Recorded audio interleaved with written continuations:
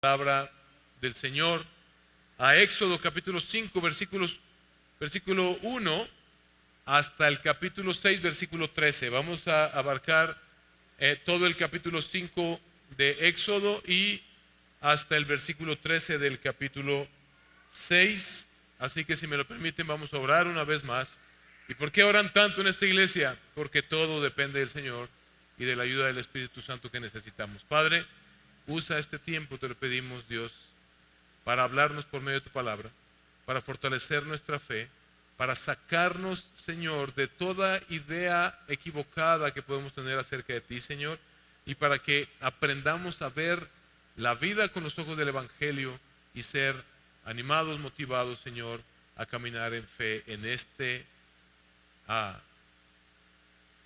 Egipto o en este desierto en el que nos encontramos, para la gloria de tu nombre, Señor, y hacerlo de una manera que sí, nuestras vidas sean más bendecidas, pero tu nombre sea más glorificado. Te lo pedimos, Dios, en el nombre de Jesús. Amén. Mis hermanos, hace muchos años algunos de ustedes quizás escucharon una versión del Evangelio que decía algo así: ven a Cristo y todos tus problemas terminarán. Si tienes suficiente fe, tendrás salud, éxito y prosperidad. Dios nunca permitirá sufrimiento en tu vida. Y al momento eso pudo parecer atractivo, pero después te diste cuenta de la realidad. Que llegó la enfermedad, que llegaron problemas familiares, que llegaron pérdidas, llegó la ansiedad, llegaron pruebas, llegaron frustraciones a tu vida. Y entonces apareció esa pregunta difícil: ¿qué sucedió? ¿Qué le pasó a Dios? ¿Por qué se olvidó de mí? ¿Por qué dejó de bendecirme como me lo prometieron? Otros saben y hemos experimentado, principalmente los mexicanos somos expertos en escuchar promesas humanas que terminan en decepción. En el matrimonio, en relaciones de amistad, en el trabajo. Los políticos prometiendo un cambio, ¿verdad? Prometiendo justicia, seguridad, prosperidad, y después de llegar al poder, nada de eso sucede y a veces hasta todo empeora. Y cuando las cosas empeoran, después de una promesa, la confianza empieza a quebrarse. Empiezas a dejar de confiar. Porque de manera natural nosotros pensamos, mis hermanos, si esto era verdad, lo que me dijeron, ¿por qué todo está peor?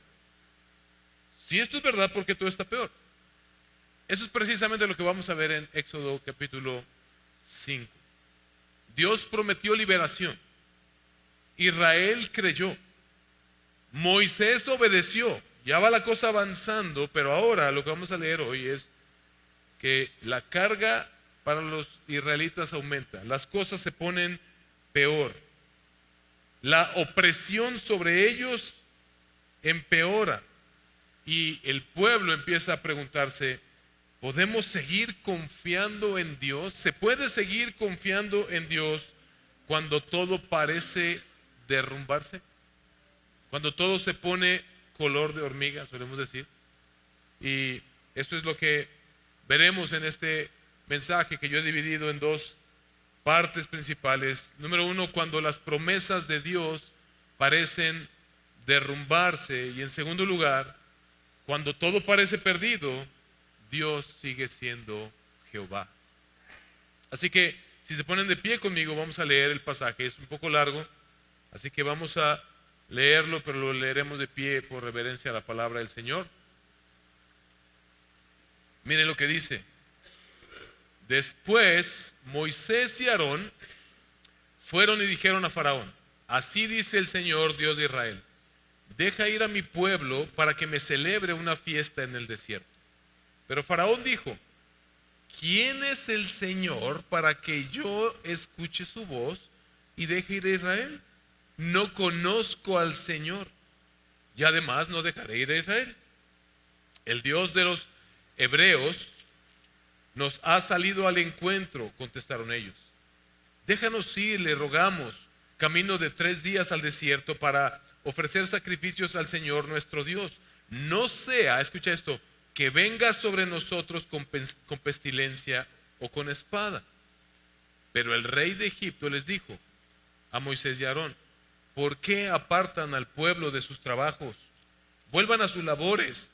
Miren, añadió Faraón, el pueblo de la tierra es mucho ahora y ustedes quieren que ellos cesen en sus labores. Aquel mismo día, Faraón dio órdenes a los capataces que estaban sobre el pueblo y a sus jefes les dijo: ya no darán como antes paja al pueblo para hacer ladrillos. Que vayan ellos y recojan la paja por sí mismos, pero exigirán de ellos la misma cantidad de ladrillos que hacían antes. No la disminuyan en lo más mínimo, porque son perezosos. Por eso claman y dicen: déjanos ir a ofrecer sacrificios a nuestro Dios. Recárguese el trabajo sobre esos hombres para que estén ocupados en él y no presten atención a palabras falsas. Salieron pues los capataces del pueblo y sus jefes y hablaron al pueblo y dijeron: así dice Faraón, no les daré paja. Vayan ustedes mismos y recojan paja donde la hallen, pero su tarea no será disminuida en lo más mínimo. Entonces el pueblo se dispersó por toda la tierra de Egipto para recoger rastrojos en lugar de paja. Los capataces los apremiaban diciendo: acaben sus tareas, su tarea diaria, como cuando recibían la paja. Y azotaban a los jefes de los israelitas que los capataces de Faraón habían puesto sobre ellos, diciéndoles: ¿por qué no han terminado ni ayer ni hoy la cantidad de ladrillos requerida como antes? Entonces los jefes de los israelitas fueron y clamaron a Faraón y dijeron: ¿por qué trata usted así a sus siervos? No se da paja a sus siervos, sin embargo siguen diciéndonos: hagan ladrillos, y además sus siervos son azotados por culpa pero la culpa es de su pueblo. Pero él contestó: son perezosos, muy perezosos. Por eso dicen: déjanos ir a ofrecer sacrificios al Señor. Ahora pues, vayan y trabajen, pero no se les dará paja. Sin embargo, deben entregar la misma cantidad de ladrillos. Los jefes de los israelitas se dieron cuenta de que estaban en dificultades cuando les dijeron: no deben disminuir su cantidad diaria de ladrillos. Al salir de la presencia de Faraón, se encontraron con Moisés y Aarón, que los estaban esperando, y les dijeron: mire el Señor sobre ustedes y los juzgue, pues nos han hecho odiosos ante los ojos de Faraón y ante los ojos de sus siervos, poniéndoles una espada en la mano para que nos maten. Entonces Moisés se volvió al Señor y dijo: oh Señor, ¿por qué has hecho este mal al pueblo? ¿Por qué me envías? ¿Por qué me enviaste? Pues desde que vine a Faraón a hablar en tu nombre, él ha hecho mal a este pueblo y tú no has hecho nada por librar a tu pueblo. El Señor respondió a Moisés, capítulo 6: ahora verás lo que haré a Faraón, porque por la fuerza los dejará ir y por la fuerza los echará de su tierra. Dios continuó hablando a Moisés y dijo: yo soy el Señor. Yo me aparecí a Abraham, a Isaac y a Jacob como Dios todopoderoso, pero por mi nombre Señor no me di a conocer a ellos. También establecí mi pacto con ellos, de darles la tierra de Canaán y la tierra donde peregrinaron. Además, he oído el gemido de los israelitas, porque los egipcios los tienen esclavizados, y me he acordado de mi pacto. Por tanto, dije a los israelitas: yo soy el Señor, y los sacaré de debajo de la carga de los egipcios, los libraré de su esclavitud y los redimiré con brazo extendido y con grandes juicios. Los tomaré a ustedes por pueblo mío y yo seré su Dios. Sabrán que yo soy el Señor su Dios, que los sacó de debajo de las cargas de los egipcios. Los traeré a la tierra que juré a Abraham e Isaac, a Jacob, y se la daré a ustedes por heredad. Yo soy el Señor. De esta manera habló Moisés a los israelitas, pero ellos no escucharon a Moisés a causa del desaliento y de la dura servidumbre. Entonces el Señor habló a Moisés y le dijo: ve, habla a Faraón, rey de Egipto, para que deje salir a los israelitas de su tierra. Pero Moisés habló delante del Señor y le dijo: los israelitas no me han escuchado. ¿Cómo pues me escuchará Faraón siendo yo torpe de palabra? Entonces el Señor habló a Moisés y a Aarón y les dijo, y les dio órdenes para los israelitas y para Faraón, rey de Egipto, a fin de sacar a los israelitas de la tierra de Egipto. El Señor bendiga su palabra. Puede tomar su lugar.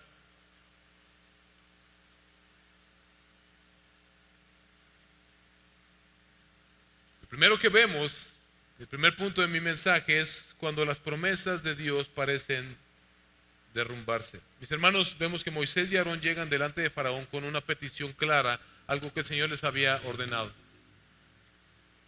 Lo hemos visto en las semanas anteriores. Ya Moisés había tenido su lucha con creer que el Señor podía usarlo a él para liberar a Israel. Pero lo que vemos aquí en el versículo 1 del capítulo 5 es que vienen ya en obediencia al Señor y se presentan delante de Faraón por primera vez. Y esta es la petición: así dice el Señor, Dios de Israel, deja ir a mi pueblo para que me celebre fiesta en el desierto.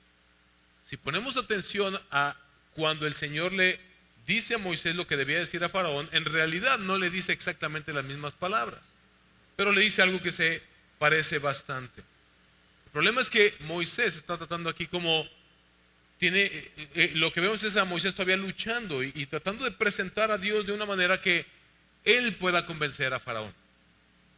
De hecho, lo vemos en el versículo 3, cuando él trata de recomponer las cosas y decirle: mira, es que nuestro Dios, el Dios que nosotros tenemos, quiere que vayamos salgamos a un viaje de 3 días de camino y ahí celebremos una fiesta para el Señor. Y le dice: no vaya a ser que nos mande unas plagas y nos destruya.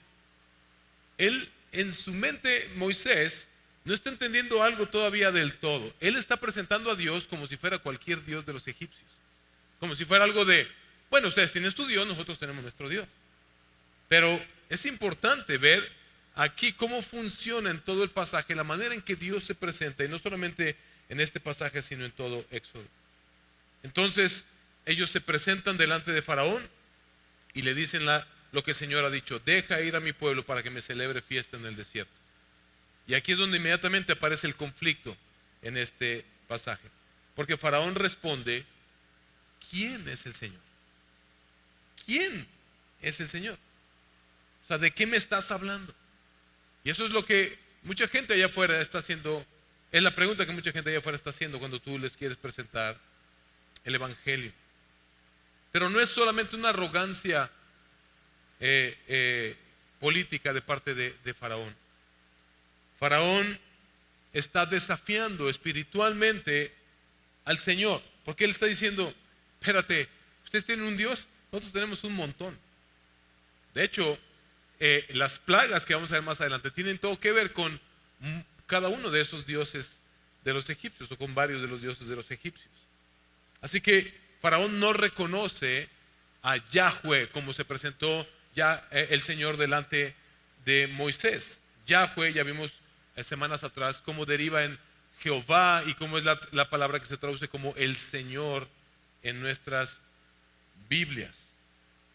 Así que Faraón no teme a Jehová, no teme a Yahweh, no se somete al Señor. Y el resto del libro, de hecho, el resto de Éxodo y gran parte de toda la escritura se dedica a responder esta pregunta: ¿quién es Jehová? ¿Quién es Yahweh? ¿Quién es el Señor? Y esto es lo que tú y yo tenemos que aprender, y esto es lo que tú y yo tenemos que entender, porque mucho de lo que estamos viviendo en nuestras vidas, que está desacorde con la voluntad de Dios, consecuencias que vivimos en nuestras vidas, tienen todo que ver con que no hemos entendido plenamente quién es Yahweh, quién es Jehová, quién es el Señor.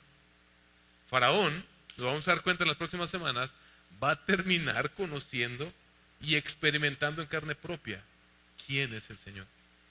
Pero lo interesante es que no solamente Faraón necesita entender eso, Israel también necesitaba entender esto. Israel también está en ese proceso de conocer quién es este Dios. Este tema se va a seguir desarrollando en Éxodo y en todo el Antiguo Testamento, y llega a su punto álgido en Cristo.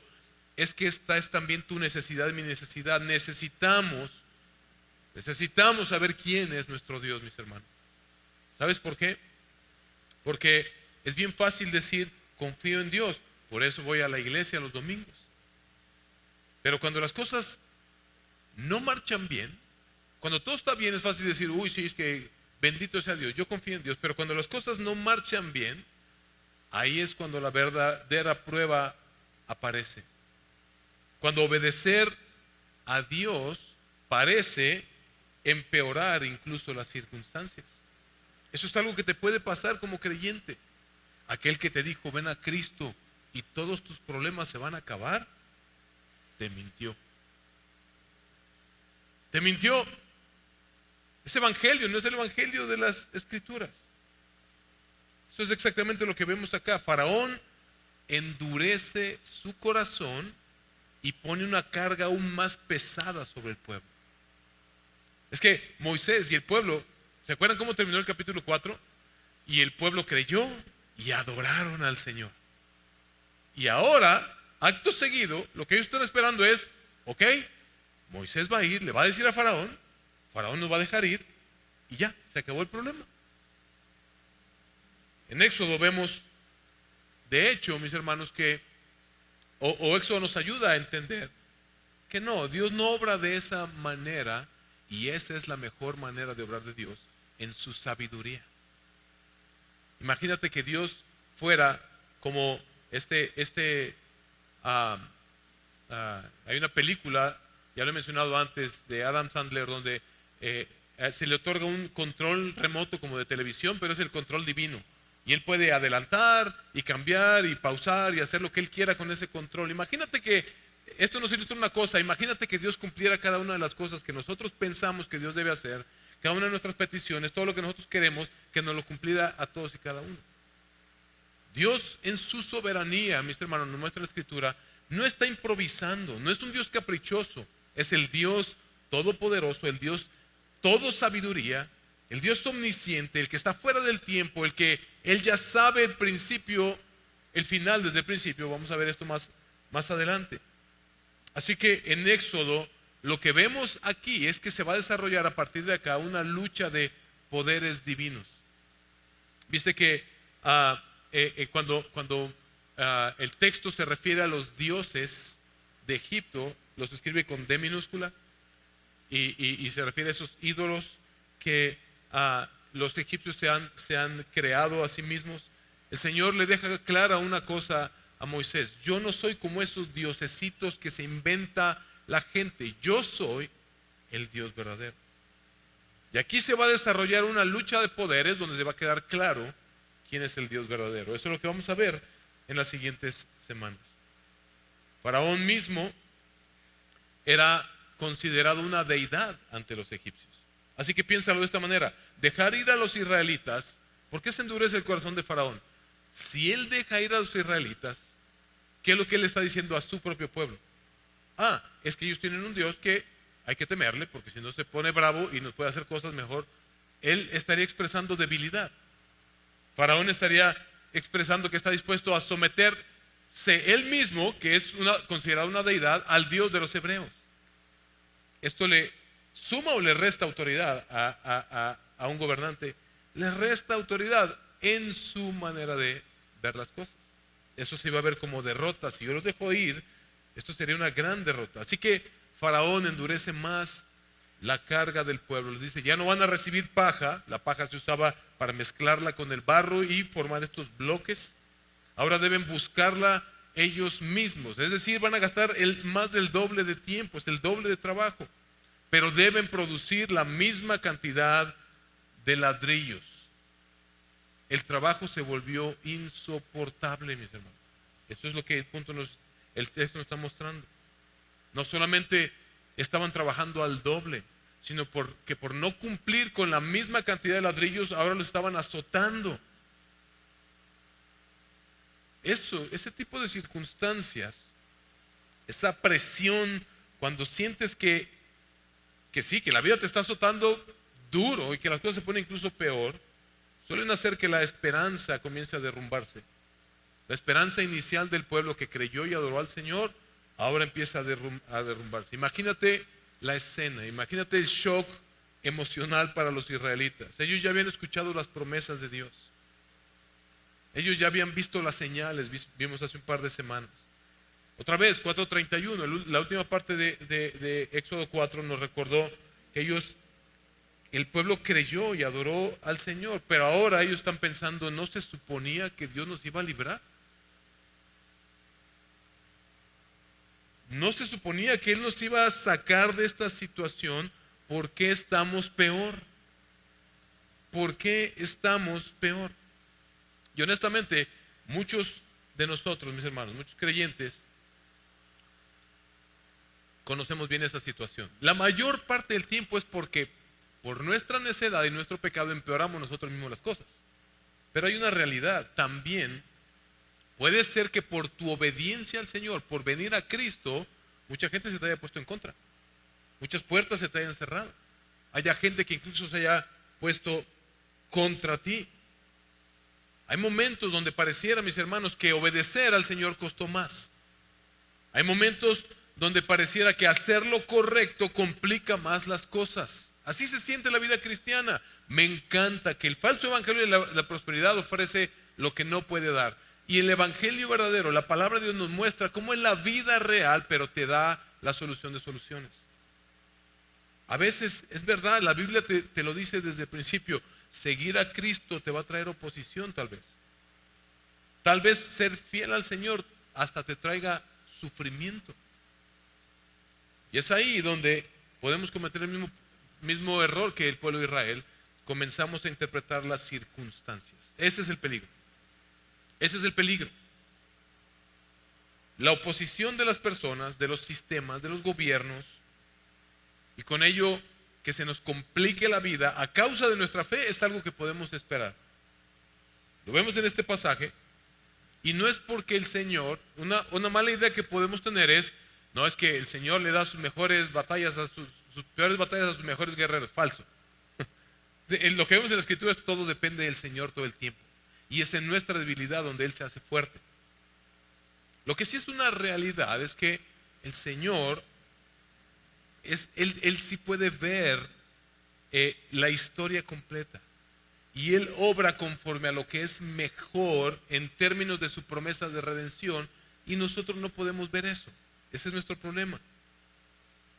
Esperar la oposición es natural, es normal, porque vivimos en un mundo caído, mis hermanos, donde el mundo se opone a Dios. El pecado busca corromper todo lo que Dios hizo bueno. Los mismos gobiernos se oponen al Señor. Lo dice Salmo capítulo 2, versículos 2 al versículo 3. Se levantan los reyes de la tierra y los gobernantes traman unidos contra el Señor y contra su ungido, diciendo: rompamos sus cadenas y echemos de nosotros sus cuerdas. Jesús mismo se lo advirtió a sus discípulos, Juan 15, 18 al 19. Si el mundo los odia, sepan que me ha odiado a mí antes que a ustedes. Si ustedes fueran del mundo, el mundo amaría lo suyo, pero como no son del mundo, sino que yo los escogí de entre el mundo, por eso el mundo los odia. Así que, hermanos, Israel comenzó a interpretar erróneamente el sufrimiento como una evidencia de que Dios o estaba fracasando o ya se había olvidado de ellos. Aunque el texto nos dice bien claramente que ellos no se quejaron contra Dios, sino que fueron con Moisés. Pero son de esas veces que le digo a la puerta para que escuche la ventana. Ellos se quejan contra Moisés. Mira cómo lo dice en el versículo 21, ahí en el capítulo 5. Ve lo que le dicen. Y les dijeron: mire el Señor sobre ustedes y los juzgue, pues nos han hecho odiosos ante los ojos de Faraón y ante los ojos de sus siervos, poniendo una espada en la mano para que nos maten. Lo que están diciendo allí, al decírselo a Moisés, lo que están diciendo es: mira, este Señor que según te reveló, mira lo que ha provocado. Y eso sigue ocurriendo el día de hoy. Solemos pensar, mis hermanos, si Dios estuviera conmigo, esto no me tendría que estar pasando. Si Dios realmente estuviera obrando en mi vida, las cosas tendrían que estar mejorando ahorita. Si todo empeoró, quizás Dios no está actuando, quizás Dios se ha olvidado de mí. Esa es nuestra tendencia pecaminosa. Esa es cuando empezamos a evaluar las cosas por nuestras circunstancias. Pero este pasaje nos lleva a enfrentarnos con esta realidad que es bien incómoda, mis hermanos. La obediencia a Dios puede inicialmente intensificar los problemas o el conflicto. Pero ojo, antes de la liberación. Antes de la liberación. El pueblo está haciendo algo bien característico de nuestro corazón humano. Inmediatamente empieza a buscar culpables. Que el Señor los juzgue, le dice a Moisés y a Aarón. En pocas palabras, porque ustedes lo echaron todo a perder. Seguramente el Señor no está cumpliendo porque ustedes algo hicieron mal. ¿No somos así? Que empezamos a buscar culpables en lugar de preguntarle primero al Señor: Señor, ¿qué es lo que tú estás haciendo? ¿Cómo lo estás haciendo? Ayúdame a crecer en mi fe. Pero lo peor es que esta narrativa se vuelve más densa. Esto se pone más crítico cuando vemos que incluso Moisés ahora comienza a tambalearse. Porque así termina el capítulo 5, versículos 22 al 23. Oh Señor, ¿por qué? Es Moisés hablando al Señor. ¿Por qué has hecho mal a este pueblo? ¿Para qué me enviaste? ¿Cómo nos sirven este tipo de pasajes? ¿Cómo me sirven a mí como un pastor? Porque sé que más de una vez me va a tocar pensar, mi corazón pecaminoso va a querer pensar de esta manera. Eso es fuerte, mis hermanos. Ojo, Moisés no está renunciando a su fe, pero sí comienza a interpretar también él las circunstancias como si fueran una contradicción a las promesas de Dios. Como si Dios fuera, como dije al principio, un Dios caprichoso. Mis hermanos, debemos ser bien honestos. Muchos creyentes llegan a ese punto muy a menudo. Momentos donde pareciera que las promesas de Dios son incompatibles con nuestras circunstancias. Donde pareciera que el dolor es incompatible con la fidelidad, o no lo verbalizamos, pero por dentro estamos diciendo: supuestamente eres mi Salvador, supuestamente soy tu pueblo, pero mira cómo estoy viviendo. Podemos caer en la tentación de pensar de esa manera. Mis hermanos, cuando incluso podemos llegar a orar en esos momentos: Señor, ¿qué estás haciendo? ¿Por qué lo estás haciendo así? Si te estoy pidiendo por mi bien, ¿por qué empeoran las circunstancias? Ojo que Faraón endureció su corazón. Vamos a ir desarrollando esta idea, lo dije la semana pasada. Esta relación entre el Señor endureció su corazón y Faraón endureció su corazón nos dejan claramente ver que no, Dios no es un Dios caprichoso. Otra vez, no es que Dios es un autor de la historia de la humanidad tipo Quentin Tarantino, que le gusta que las cosas empiezan como medio bien, pero hay que meterle algo de emoción aquí a la serie, como si fuera una serie de una película, un thriller en el que no, esto está muy aburrido, hay que meterle emoción, que maten a unas personas, que hagan esto, que hagan aquello. No funciona así, sino que vemos que a causa de la rebelión del hombre contra Dios, el pecado ha corrompido tanto a la humanidad que somos nosotros quienes producimos estas consecuencias en nuestras vidas. Es el endurecimiento del corazón del hombre. Lo que vemos aquí es a Faraón siendo su corazón endurecido por él mismo al rechazar al Señor. Debemos nosotros, mis hermanos, evaluar esto antes de pensar y decir: Señor, ¿por qué estás haciendo las cosas así? No es pecado que le preguntes al Señor por qué lo estás haciendo así, siempre y cuando tu oración termine: ayúdame y muéstrame lo que tú quieres que yo haga en este tiempo. Fortaléceme para este tiempo en el que tú estás haciendo las cosas de esta manera. Porque, mis hermanos, las circunstancias nos pueden llevar a esos momentos de desesperación en los que olvidamos que hay un plan más grande desarrollándose. Y no solo eso, que Dios ya nos anunció el final desde el principio. Porque, mis hermanos, Dios ya había hablado claramente, ¿sí? Ya les había anunciado por medio de Moisés lo que él iba a hacer. Ya había anticipado que Faraón se iba a oponer. Lo leímos la semana pasada y la antepasada. Ya les había dicho que Faraón se resistiría. Ya les había dicho que él los sacaría de Egipto con mano fuerte. Pero cuando las circunstancias empeoraron, Israel dejó de mirar a lo que Dios había dicho, a su palabra, y comenzó a interpretar únicamente por el momento. Recuerda esto: cuando estés en esos momentos, tú debes interpretar tus circunstancias a la luz de la palabra, no de lo que se ve acá afuera, no de lo que tu corazón engañoso siente, no de lo que tu comadre o tu compadre te dicen, a la luz de la palabra, de lo que Dios ha hecho. De hecho, esa temática atraviesa toda la escritura, mis hermanos.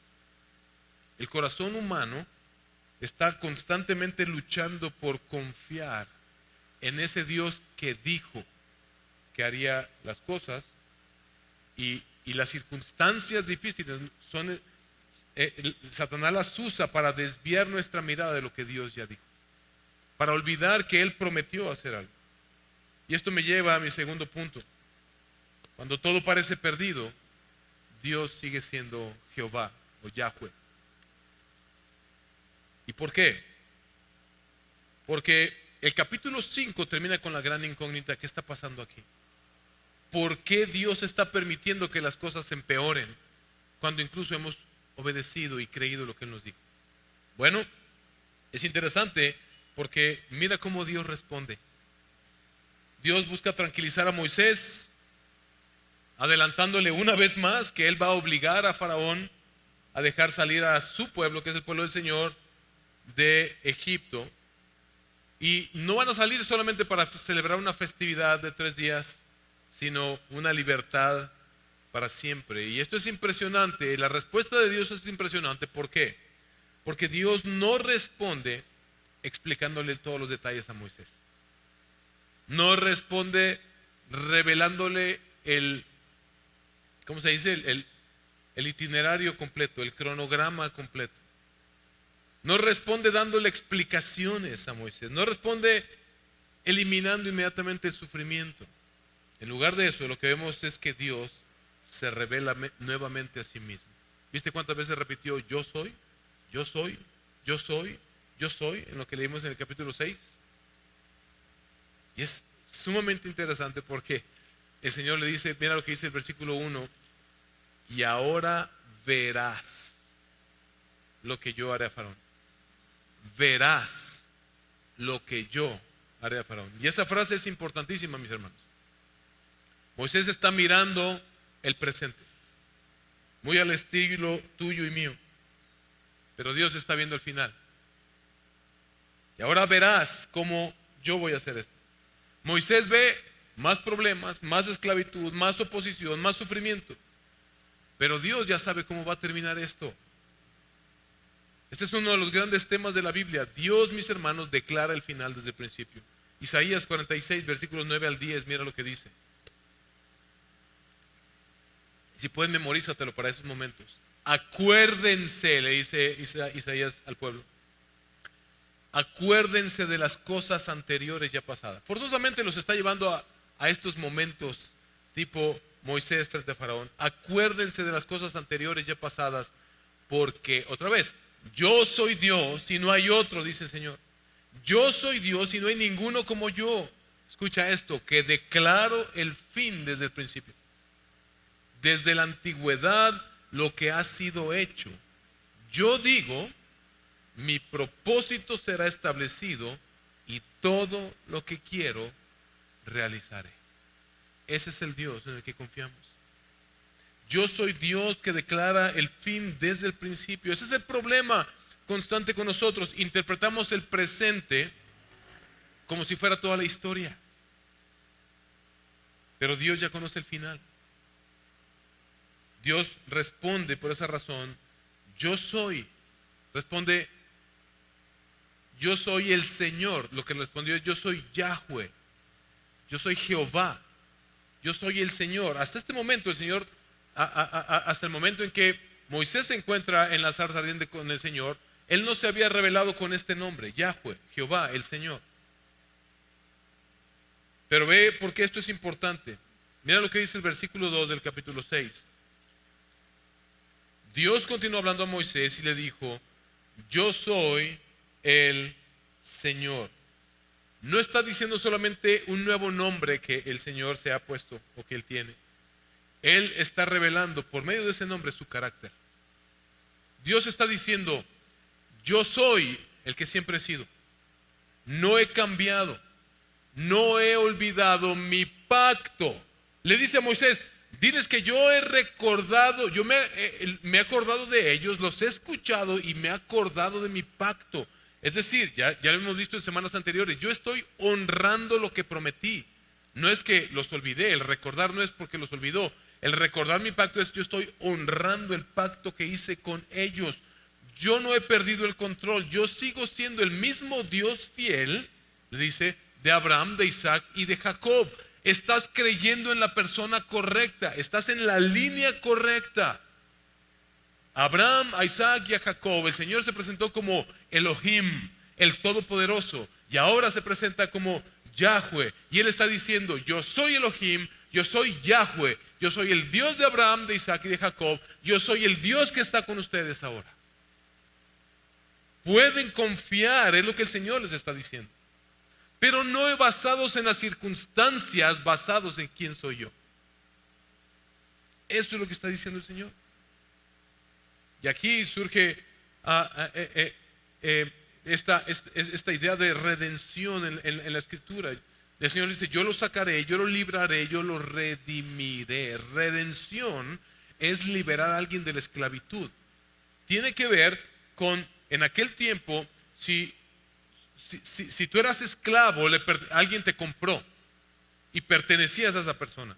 Y la redención era un familiar que venía de lejos, de donde fuera, y que había trabajado y había obtenido los recursos para venir y pagar por tu liberación.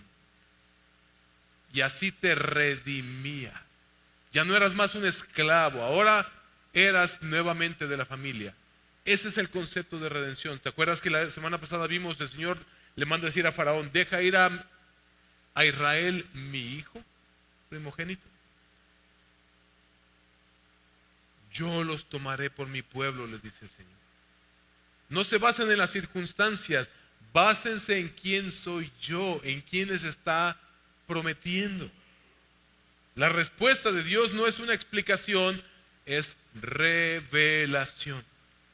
Tú necesitas revelación. Todos los que estamos aquí necesitamos revelación. Y qué triste cuando la gente dice: no, es que el Señor me reveló algo anoche. ¿Qué te reveló? Que me debes dar 2,000 pesos prestados, y si no te los pago, me los perdones. El Señor me reveló que la sierva se debe casar con este siervo. Espérate, tranquilo.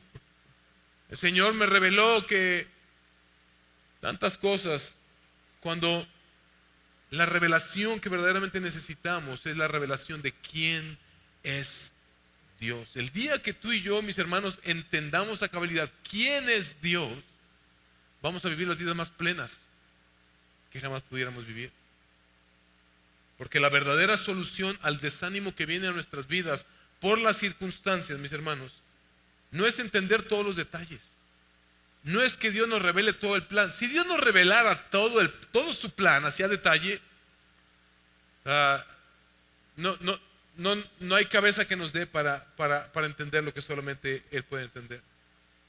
Así que no necesitamos, para solucionar el problema del desánimo, entender todos los detalles. Necesitamos conocer mejor al Dios del pacto.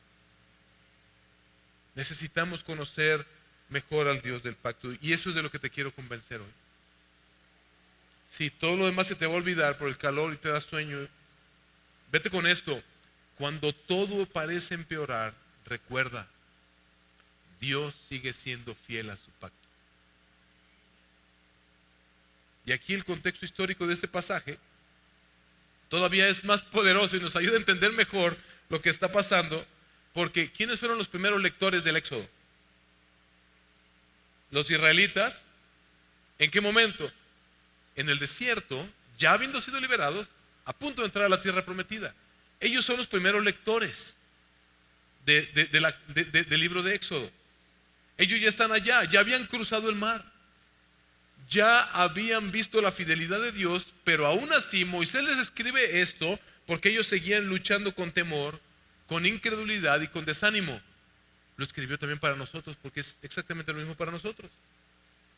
Escucha esto, ellos seguían luchando con temor, incredulidad y desánimo, aun cuando ya habían visto la liberación haber sucedido. El Señor le dijo a Moisés: ahora verás lo que yo haré.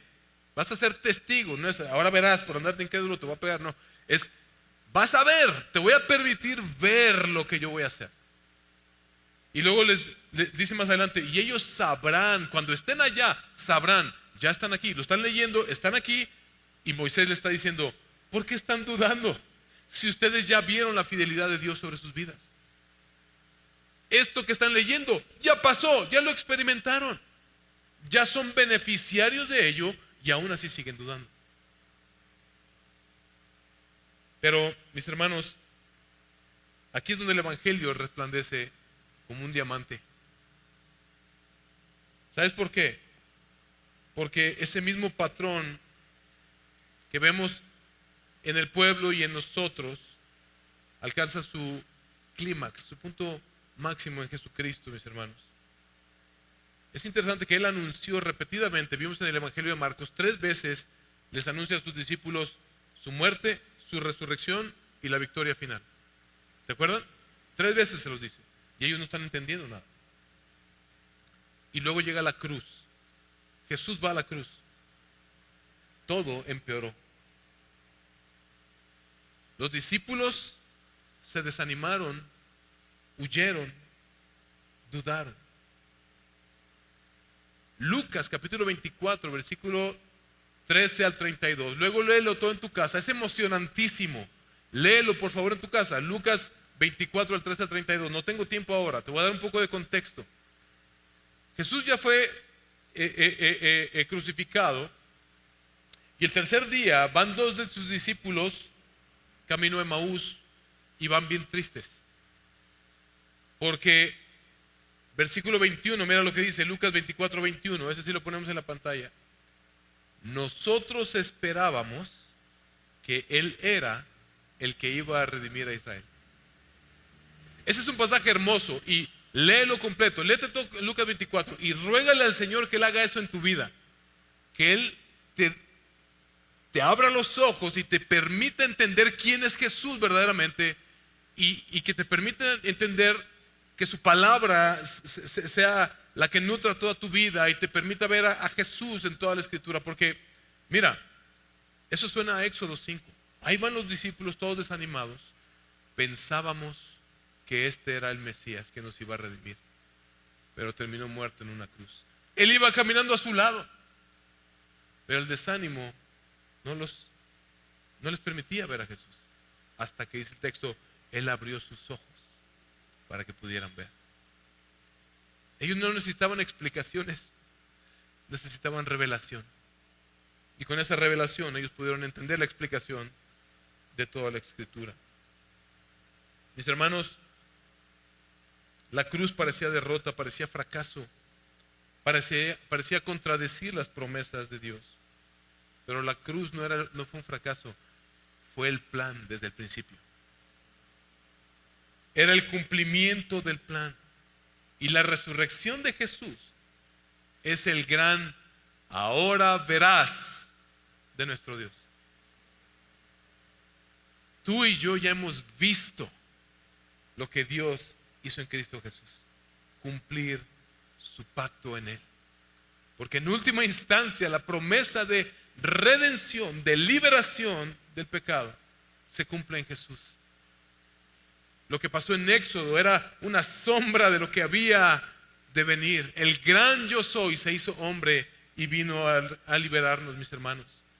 Dios seguía siendo perfectamente fiel a su pacto, incluso cuando todo parecía perdido en esa cruz. Eso es lo que ellos necesitaban comprender. Mi hermano, mi hermana, pídele al Espíritu Santo que abra tus ojos para que puedas ver que Cristo se ha revelado a ti como es Él verdaderamente, para que puedas vivir esta vida con la esperanza segura de que aquel que dio su vida por ti, que vino a rescatarte, Él te dará esa liberación final de nuestros cuerpos.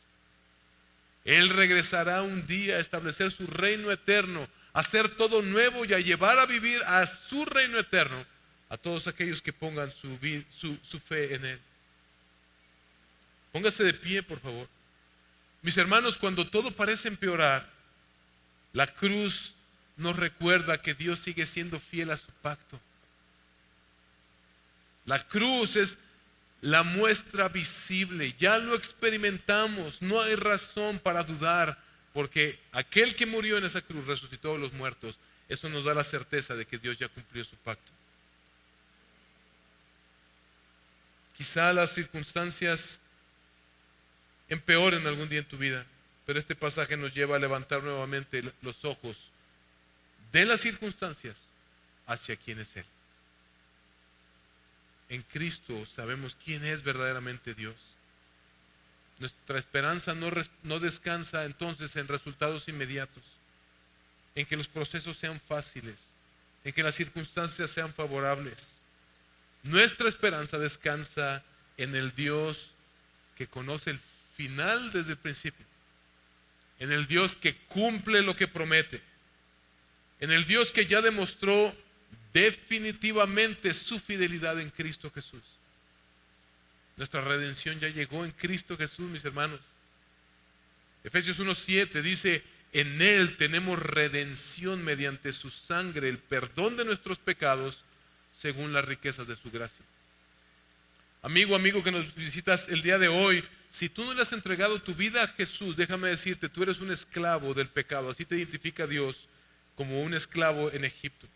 Y esta vida se va a encargar de oprimirte de tal manera que el sufrimiento será insoportable un día. Pero Él quiere hacerte libre el día de hoy.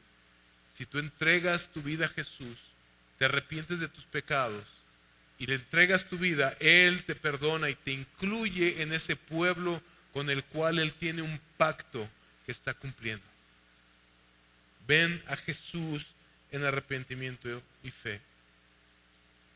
Porque Cristo, dice Hebreos 9:15, es el mediador de un nuevo pacto, a fin de que, habiendo tenido lugar una muerte, la de Él en la cruz, para la redención, para comprar a los pecadores de las transgresiones que se cometieron bajo el primer pacto, los que han sido llamados reciban la promesa de la herencia eterna. De eso se trata todo. Y esa herencia está garantizada para nosotros. Si estamos en Cristo, mis hermanos, ya hemos sido redimidos. Estamos, sí, como Israel en Egipto, aún aquí. Y a veces las circunstancias van a empeorar. Pero Jesús ya nos anunció el final desde el principio. Nuestra liberación final está por venir. No solo nosotros, la tierra misma. Romanos 8:22-23. Pues sabemos que la creación entera gime y sufre hasta ahora dolores de parto. Y no solo ella, sino que también nosotros mismos, que tenemos las primicias del Espíritu, aún nosotros mismos gemimos en nuestro interior, aguardando ansiosamente la adopción como hijos, la redención de nuestro cuerpo. Dale gracias a Dios cuando estés en medio del sufrimiento, cuando las cosas empeoren.